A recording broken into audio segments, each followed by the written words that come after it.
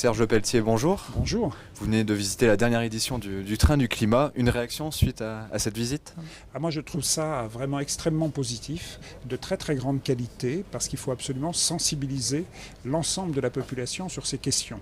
Alors nous avons évidemment des personnes qui sont sensibilisées, mais il faut qu'il y ait une vraie explication sur les données. D'abord ce qui se passe naturellement, sans forcément de conséquences de l'homme, et puis montrer en quoi le changement climatique, depuis maintenant la période pré-industrielle, s'accentue du fait de l'activité humaine. Et ça, il y a vraiment une présentation extraordinaire, et sensibiliser la population sur ces questions est très important et de façon positive.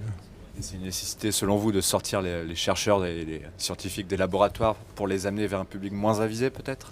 Je crois que c'est vraiment très important, au-delà des chercheurs, au-delà des experts, que la population soit sensibilisée. Elle l'est globalement, mais il faut vraiment qu'on aille dans le détail, dans l'explication, pour voir comment des actions peuvent permettre de lutter contre le changement climatique et comment notre comportement personnel, bien sûr, peut jouer dans ce sens. Même si notre comportement personnel n'aura qu'une partie de l'action nécessaire et qu'il y a des actions globales, bien sûr, qu'il faut mener.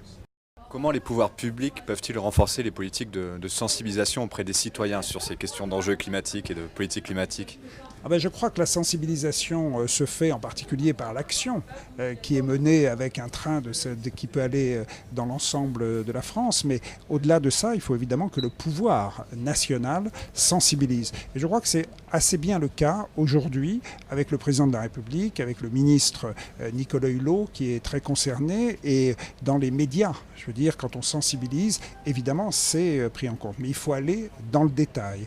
Et le détail, ça peut passer évidemment par les territoires, puisqu'il faut absolument que dans les territoires, dans les départements, dans les villes, on sensibilise sur ces questions-là. Mais je crois pour ma part que cela commence à vraiment se développer et qu'on va dans le bon sens. Néanmoins, ce qu'il faut se dire, c'est que cette sensibilisation, elle est indispensable, mais elle n'est pas forcément suffisante. Pourquoi ?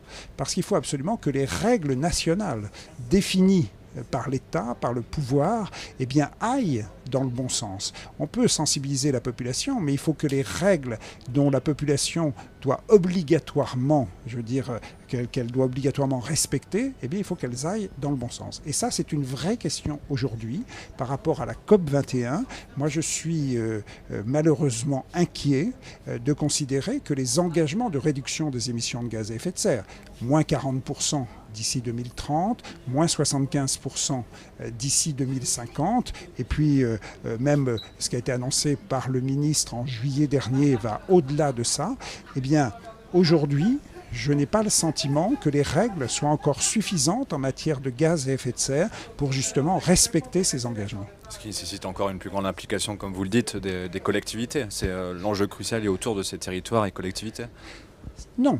C'est une application évidemment qui doit se faire par les collectivités, mais elles ne pourront le faire que si les règles définies par l'État et par le gouvernement vont dans le bon sens. Or aujourd'hui, quels sont les secteurs essentiels ? Vous avez, comme c'est très bien présenté ici, vous avez évidemment tout ce qui est le déplacement, c'est-à-dire les transports, vous avez la construction qui émet beaucoup de gaz à effet de serre aussi, et puis les énergies qui sont consommées, et vous avez bien évidemment l'agriculture. Et d'ailleurs, je trouve intéressant que l'on explique bien en quoi l'agriculture est concernée, parce que c'est un secteur pas facile du tout à faire évoluer, difficilement, et c'est bien de sensibiliser. Mais si je prends les deux secteurs que sont la construction en particulier, sur la question des transports, il y a une évolution quasiment plus forte que l'on imaginait il y a peu de temps. Mais il va falloir la renforcer parce qu'il faut qu'en matière de déplacement de véhicules électriques, on aille évidemment vite si on veut respecter les engagements dont je parlais tout à l'heure. Et en matière de construction, les collectivités respectent ce qui est fait. Mais les analyses qui ont été faites il y a quelques années en matière de construction vont dans le sens du gaz. Or le gaz, excusez-moi, mais le gaz, c'est émetteur de gaz à effet de serre. Et tout ça, tout simplement parce que des analyses qui étaient faites du combat, je vais aller au bout, contre le nucléaire, allait contre l'électricité. Et qu'on soit contre le nucléaire, je peux le comprendre, mais qu'on soit contre l'électricité dans notre pays où l'électricité est peu émettrice de gaz à effet de serre, cela n'a pas de sens. Donc il faut absolument faire évoluer les choses pour que ces règles qui vont plutôt dans le sens du gaz, plutôt de l'électricité, eh bien, soient remis en question pour que l'on ouvre les possibilités. Ça ne veut pas dire de complètement tout affaiblir, y compris le gaz qui peut remplacer le charbon, et ça c'est plutôt dans un bon sens. Mais il ne faut pas que ça aille dans le sens du remplacement d'électricité qui est extrêmement peu émettrice de gaz à effet de serre en France. Donc je pense qu'il faut faire évoluer les lois, évoluer les textes, et ça, même si les collectivités veulent aller dans le bon sens et elles vont, il faut évidemment que les règles nationales correspondent à la bonne règle.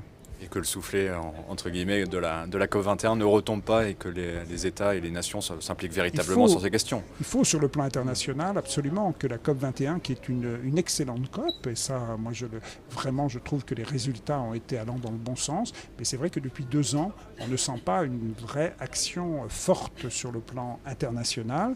Et encore une fois, y compris en France, où on est sensibilisé sur cette question, il y a des engagements, des évolutions qui sont nécessaires si l'on veut respecter nos engagements de la COP21 et de la loi de transition énergétique. Merci Monsieur Lepelletier. Merci à vous.